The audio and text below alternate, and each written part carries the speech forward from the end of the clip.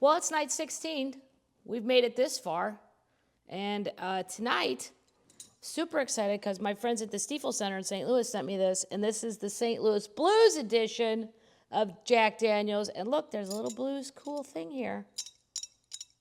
That's right. Very exciting. I went to a couple of the games, Stanley Cup victories. The games I went to, we lost. So I'll never go again, promise, because I don't think I'm powerful enough that I was the cause. But, you know, you don't want to be bad luck. The parade was great. Okay. Now, we were just at the point discussing that you shouldn't go long on a set. If anything, you leave a little short. Okay? All right. One show we had got on lasting repercussions. Judy Lynn was playing the Arizona State Fair, and Dad decided to try to get me on her show. Wasn't he just picking around? Just, wow, just backstage going, let her sing, like, wow. And people did it. That's what's surprising. Even though she'd only had a couple national hits, Footsteps of a Fool and My Father's Voice, Judy was a major star as far as we were concerned.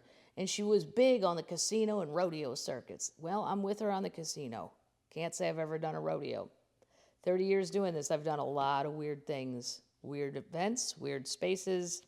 Rodeo, niet. And she'd been on national television. Hot stuff in the Tucker's book. Dad decided he was doing too much of front work and opted to let Don do the negotiating that day. Don went around to Judy's trailer and somehow got to talk to John Kelly, Judy's husband and manager. There must have been absolutely no security, where you just walked into some lady's trailer and said, hey, you need a singer? I got one. Don must have been persuasive, because John agreed to let me sing a couple numbers. Judy was against it, and with good reason, it turned out. She told John if they let a kid on the show, by the next days they'd have kid lined up 3 deep trying to audition. I'm with Judy. This is not American Goddamn Idol. Judy worked hard with those songs, Footstep of a Fool and My Father's Voice. Can't just be letting all the children in town. Come on. I did the show. We went home, and sure enough, the next afternoon, the kids and their parents were lined up 3 deep trying to get through to Judy Lynn. And she was right. Judy may seem like a hard ass, but she's right. And you can't disappoint all the children. That's what I'd be thinking. You're going to hurt their feelings.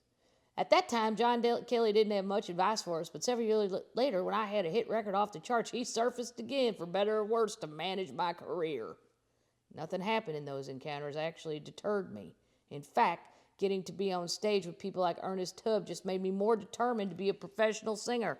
I never let my folks forget it either, even at that young age. But I did start to understand that country music stars were not going to be the ones to give me my break. They were just too busy with their own careers to mess with some kid wanting a record deal. I certainly can't blame them either. Once the bus gets rolling, it travels fast, and you do well to just keep up with yourself. That's what I say.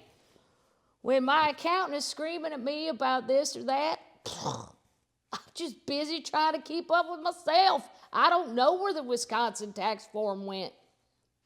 It was handed to me at the gig, and I done lost it. I seriously do feel that way. But I'm not this busy. But if the stars weren't able to help much, somebody else must be in the position to do so. And what we decided, that those people were probably in Nashville. I can see what's happening now. I'd been pushing my folks to take LaCosta and me to Music City for months. And when Dad came home one day, he told us to step outside and take a look at what was in the yard. I hope it's another pony, but it's probably not. LaCosta was 17 and I was 10. We ran out, sitting in there in front of the trailer was a brand new 1968 Cadillac El Dorado, powder blue with a white vinyl top.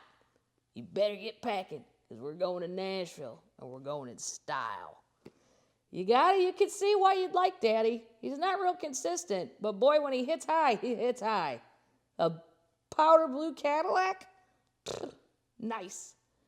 He made one payment on the caddy and still had money left over from a drilling job, so he decided to show the showbiz folks that the Tuckers were high rollers. As usual, Mother didn't argue. She just packed us up and helped loaded the car. Took a couple days hard driving to get to Tennessee. the state where both my grandmothers had been born and lived until their families headed west in wagons. Now we're heading back into new El Dorado. See how karma comes all the way around? Ride along like Philadelphia lawyers. What an odd thing to think. Like, oh, we got a new Cadillac. We look like Philadelphia lawyers. Why would anyone choose just specifically, what about a Cleveland lawyer? Or you think something out west, a Dallas lawyer. Huh. Were they famous for something I'm not aware of? Philadelphia lawyers? Maybe. First thing on my personal agenda in Music City was to see the Grand Ole Opry. But Daddy had other plans. He parked the car down on Broadway and started talking with some fellas who looked like they might be guitar pickers. Sure enough, they knew all about getting in the music business. One thing I've learned since about Nashville, there are a lot of experts running around. If you come to Nashville and dine out in a restaurant, first thing you might ask your waiter or waitress is what they really do. They'll probably tell you about their last demo session. Demos? We didn't have any idea we were supposed to have demos. I guess they thought the Cadillac would be enough. God damn it, go look at my car. I'm fine. We thought you just walked into somebody's office and sang for them. Well, they used to, so that's not entirely wrong, because I read the Loretta Lynn stuff, and that's what her and her husband did. They just walked in with a record and started singing. I'm sure that was odd for everyone involved, but apparently it was done back then. And then they gave you a record deal. Wrong. According to these guys, people wouldn't listen to you right off the street. If you wanted to look like you knew what you were doing, you had to have tapes. So we went off to a place called Exit Studios on Music Row. Me kicking all the way because I wanted to see the Grand Ole Opry. Well, I think we learned a lot there.